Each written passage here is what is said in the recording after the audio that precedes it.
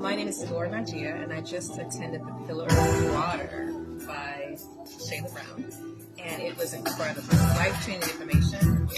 Definitely inspired me to go deeper into my path of self-reliance, focusing on water as the first pillar. I get why it's the first pillar. It's the foundation of all life, source of all life, and I have to say that after leaving this workshop, I feel very much empowered with more information than I ever had to start with.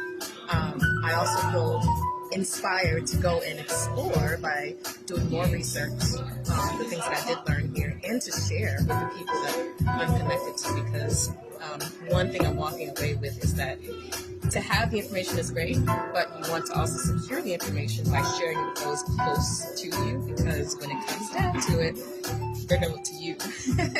Being the one who has the information, who is prepped and prepping to help them to get through the times that are ahead of us that are already happening. So if you can, you must be able to make time to check out this workshop. It's life-changing and life-saving.